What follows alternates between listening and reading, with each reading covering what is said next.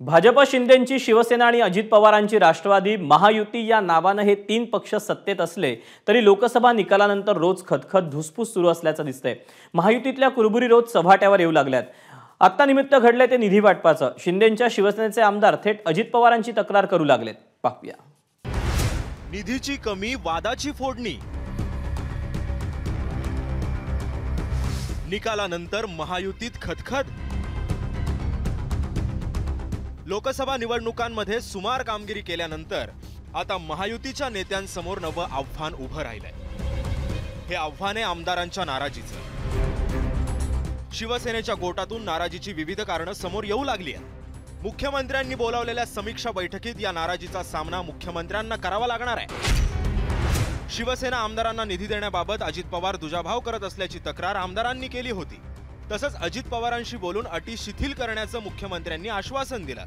लोकसभा निवडणुकीच्या निकालाची समीक्षा या बैठकीत करण्यात आली।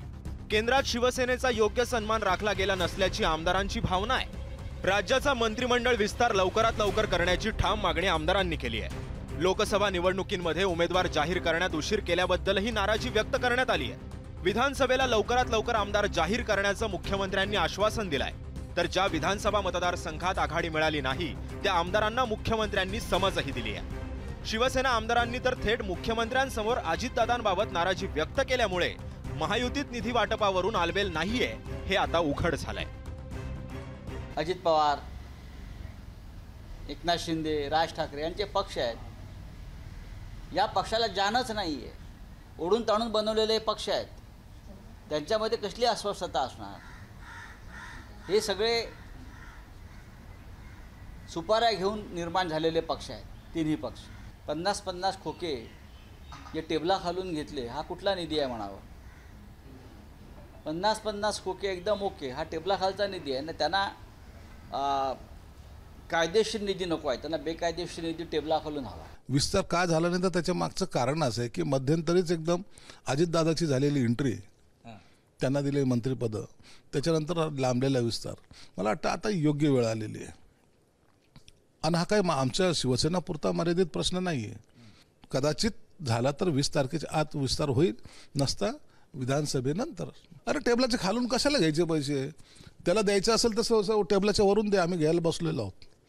काहीही प्रश्न, काहीही विचार ज्याला काही बेस नाही असे फालतू प्रश्न विचार फक्त मांडू शकतो तो फक्त संजय राऊत। मला वाटत नाही। मी तर एकनाथ शिंदेजींना निधी वाटप करताना एवढा निधी आमदारांना देणारा मुख्यमंत्री व त्यांना समर्थन करणारे माननीय उपमुख्यमंत्री देवेंद्रजी व अजितदादा, हे मी 30 वर्ष विधानसभेत आहो आणि माझा निधी वाटपामध्ये अन्याय होतो असं जर कोणी म्हणत असेल तर मग विचारच केला पाहिजे। मी एकनाथ शिंदेजींना, देवेंद्रजींना, अजितदादांना असं कधी कमी करताना मी तरी बघितलं नाही। मी स्वतःही याचा व्यक्तिगत अनुभव घेतला। आगामी विधानसभा निवडणुकांच्या पार्श्वभूमीवर महायुतीतल्या घटक पक्षांची मोठ कायम राखणं भाजपसमोर आव्हान असणार आहे। मात्र महायुतीत अजित पवारांच्या समावेशामुळे सत्तेत वाटेकरी असल्याची भावना शिवसेना नेत्यांमध्ये पहिल्यापासूनच आहे। त्यामुळे आता लोकसभा निवडणुकांमधल्या कामगिरीनंतर हा एकोपा विधानसभेपर्यंत कायम राहणार का, यावरच विधानसभेच्या लढाईचं चित्र अवलंबून असणार आहे। ब्युरो रिपोर्ट, एबीपी माझा। एबीपी माझा, उघडा डोळे बघा नीट।